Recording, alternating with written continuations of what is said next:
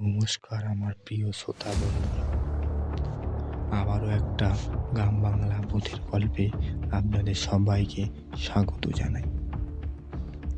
লেখক সুকান্ত মাইতির কলমে শ্মশান কালী মন্দিরের রহস্য। কলকাতা উপখণ্ডে 1 শতাব্দীর প্রাচীন বটগাছের ছাওয়ায় ছিল ছোট্ট একটি গ্রাম। গ্রামের নাম মাধবপুর। এই গ্রামের এক প্রান্তে ছিল একটি শ্মশান এবং তার ঠিক মাঝখানে ভয়ঙ্কর এক শ্মশানকালী মন্দির। লোকে বলতো এই মন্দিরের কালী মূর্তি অত্যন্ত জাগ্রত, কিন্তু তার জাগ্রত হওয়ার ধরনটা ছিল বড়ই অদ্ভুত। সে রক্ত চাইত। গ্রামের বয়স্ক লোকেরা বলতেন বহু বছর আগে মন্দিরের পুরোহিত পূজার সময় নরবলি দিতেন। ব্রিটিশরা আসার পর সেই প্রথা বন্ধ করে দেয়, কিন্তু দেবীর খিদা মেটেনি। অমাবস্যার রাতে আজও নাকি মন্দিরের চারিপাশে অলৌকিক ঘটনা ঘটে। শোনা যায় কান্নার আওয়াজ আর নুপুরের শব্দ। ভয়ে কেউ সেই মন্দিরের চারিপাশে পাও রাখে না। গল্পের প্রধান চরিত্র অনিল। এই শহরেরই যুবক, পেশায় সে একজন গবেষক। পুরনো লোককথা আর অলৌকিক ঘটনা সত্যতা যাচাই করাই তার মহান কাজ। সে এই শ্মশানকালী মন্দিরের গল্প শুনেছিল এবং এর রহস্য যাচাই করতে চেয়েছিল। অনিল তার বন্ধু রাহুলকে নিয়ে একদিন মাধবপুর এসে পৌঁছালেন। গ্রামের লোকরা তাকে সেই মন্দিরে যেতে নিষেধ করে। পঞ্চায়েত প্রধান বলেন, বাবা ফিরে যাও, যারা গেছে তাদের ভাগ্যে কি ঘটেছে কেউ জানে না। এই জায়গা ভীষণ অভিশপ্ত। কিন্তু অনিল কোনো কথা না শুনে সে আর রাহুল ক্যাম্পিং গিয়ার নিয়ে সোজা শ্মশানের দিকে রওনা হলো। সূর্য তখন পশ্চিমে ঢলে পড়েছে। শ্মশানের প্রবেশপথটা একটা অদ্ভুত থমথমে ভাব। চারিপাশটা যেন অস্বাভাবিক রকম নিস্তব্ধ। ঝোড়ো বাতাস বইছিল, কিন্তু গাছের পাতা নড়ছিল না।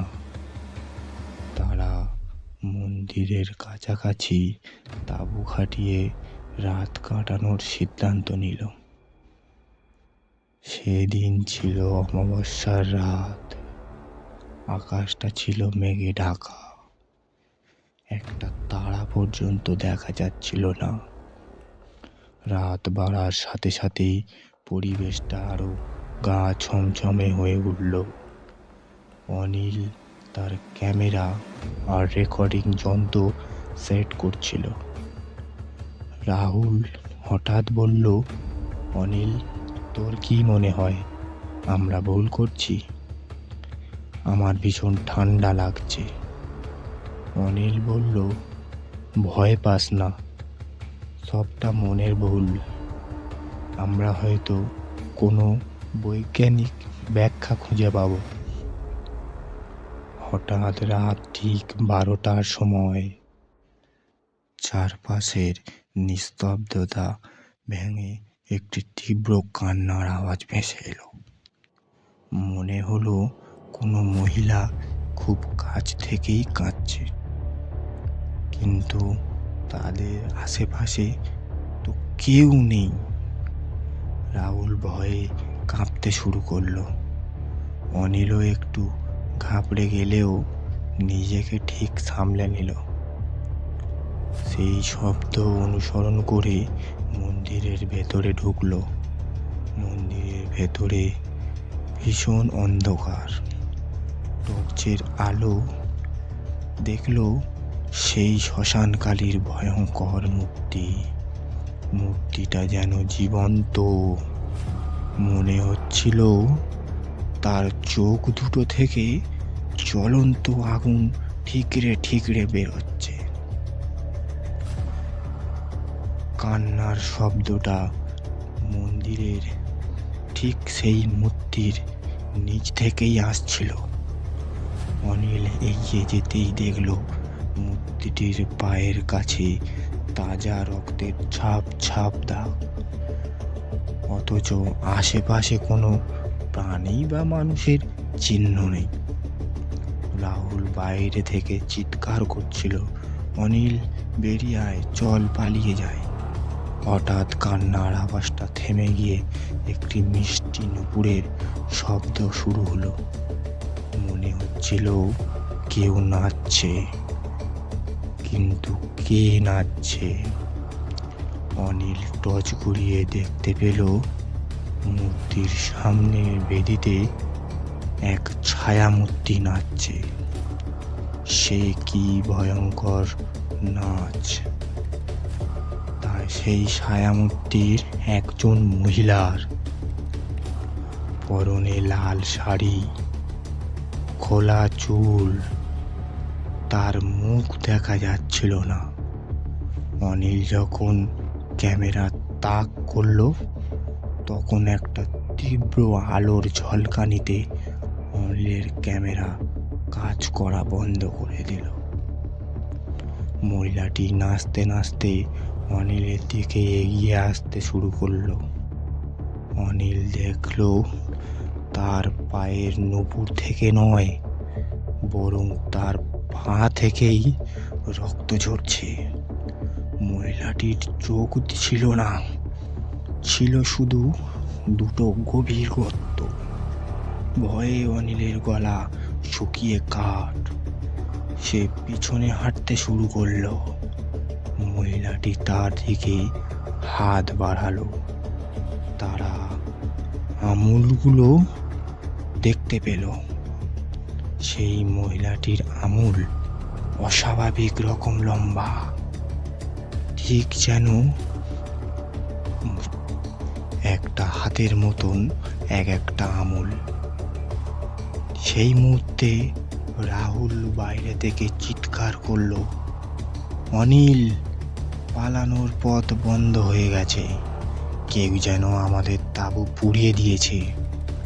অনিল দৌড়ে বাইরে এলো, দেখলো সত্যি তাদের তাঁবু দাউ দাউ করে জ্বলছে। আর সেই মহিলা মূর্তিটা শ্মশানের প্রবেশপথে দাঁড়িয়ে তাদের দিকে তাকিয়ে হাসছে। সে কি ভয়ঙ্কর হাসি! সেই হাসি কোনো মানুষের নয়, পিশাচির হাসি। তারা প্রাণপণে দৌড়াতে শুরু করলো। পিছনে সেই নূপুরের শব্দ আর তাদের অনুসরণ করছিল। মনে হচ্ছিল শব্দটা ঠিক তাদের পেছন পেছনই আসছে। তাদের দুজনার মনে হলো যে যমদূত তাদেরকে পিছন থেকে তাড়া করেছে। তারা যখন গ্রামের শেষ প্রান্তে পৌঁছলো তখন তারা সম্পূর্ণ ক্লান্ত আর ভয়ে আচ্ছন্ন। তারা পেছনে তাকিয়ে দেখলো সেই মূর্তিটি আর নেই। নেই সেই নূপুরের আওয়াজ, নেই কোনো সেই হাসি।